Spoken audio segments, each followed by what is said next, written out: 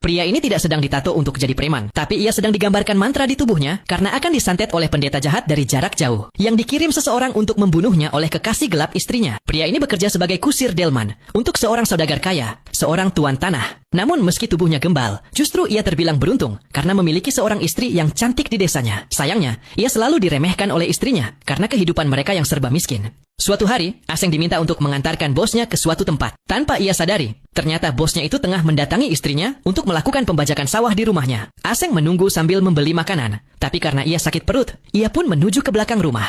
Dan di sanalah, ia menemukan rumahnya sedang diintip. Aseng samar-samar melihat perselingkuhan itu, tapi hal tersebut tak bisa ia buktikan, karena si pria keburu kabur. Istrinya yang tak mau mengaku, malah menyalahkan Aseng, menuduhnya suka berprasangka tanpa bukti. Dan hal itu semakin diperkuat dengan penemuan sebuah sepatu berukuran besar, yang jelas bukan milik Aseng. Karena takut aibnya terbongkar, bosnya Aseng memerintahkan anak buahnya untuk membunuh Aseng dengan cara dijebak. Ia dipancing ke sebuah rumah kosong dengan alasan taruhan uang, berani bermalam di makam leluhur. Karena diketahui Aseng dijuluki sebagai si nyali besar, tantangan itu pun tidak ia tolak. Sebelum tantangan dimulai, mereka menyewa pendeta jahat tukang vampir. Di malam harinya, mereka mengadakan ritual untuk membangkitkan mayat. Sementara Aseng terlihat masih tenang, tanpa gangguan apapun. Namun setelah malam semakin gelap, ia bersiap naik ke atas papan, agar bisa menghadapi tantangan itu. Perlahan, peti itu mulai goyang.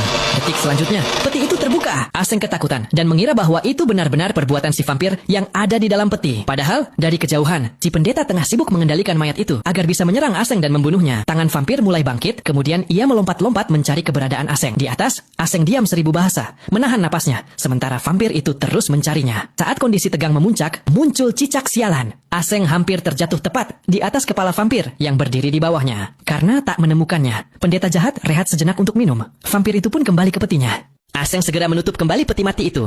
Namun tak lama kemudian, vampir itu kembali bangkit dan memburunya dengan brutal. Mereka saling berpandangan, dan Aseng berlari sekuat tenaga ke segala arah hingga akhirnya terpojok. Namun tepat saat fajar menyingsing semua terhenti.